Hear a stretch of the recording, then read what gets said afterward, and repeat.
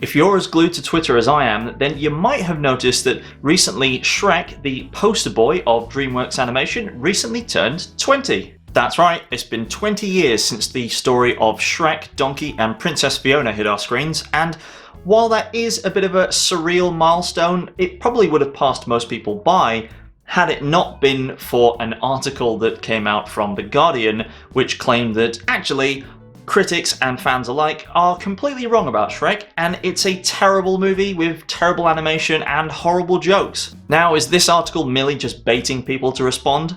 Absolutely. And sure, it's got me, but to be honest, I figured it would make for a great jumping off point to have a look back on the lovable ogre's first outing and have a genuine discussion about how the film has aged in the last 20 years. Before we dive into all that Shrekky goodness, I just want to say, as always, thank you for swinging by my channel. If you haven't done so already, then why not hit that subscribe button? It will be much appreciated on my end, and if you're feeling extra generous, why not hit that like button as well? Right, let's take a trip to a kingdom far, far away and see how Shrek holds up 20 years later. The best way to start would be to tackle that Guardian article head on and ask the simple question, is Shrek overrated? Sorry, I had to throw in that pun, but the notion that Shrek's popularity has been blown out of proportion isn't completely unfounded. After all, the film ended up spawning 3 sequels and several spin-offs of varying quality, and it catapulted Shrek into the zeitgeist and as the icon for DreamWorks Animation around the world. And yet, while it's easy to trash on something just because it's popular, in doing so you'd neglect all of the things that the original Shrek film stood for and the context from which it was made.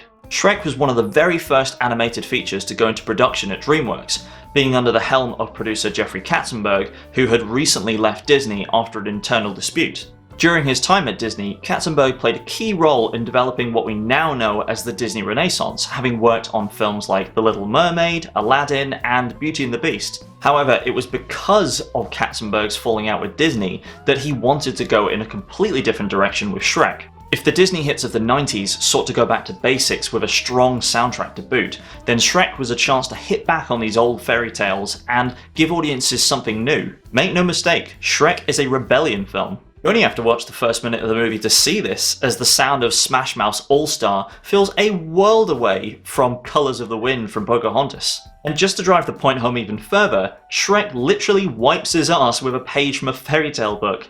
Somehow, I can't imagine that the Beast could have brought himself to do the same thing.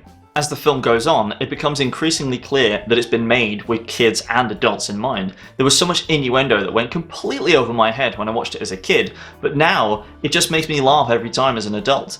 The film also borrows aspects of modern pop culture for the sake of humour, including the Disneyland-inspired Duloc and Princess Fiona's Matrix-level style martial arts skills. Compared to the likes of, say, Scary Movie, Shrek manages to balance these references with an interesting story in its own right. Shrek is not your typical hero. At the start of the movie, he appears to be living in his own form of paradise, but it's a paradise born out of isolation. As the narrative unfolds, however, Shrek has a chance to tackle the stereotypes that kept him isolated to the swamp in the first place, first through friendship and later through love. All of these elements combined to ensure Shrek's success as a mega hit, and it's a formula that Disney would end up replicating later down the line in Wreck-It Ralph, which also features tons of references, but it has a story of an anti-hero trying to go beyond his station.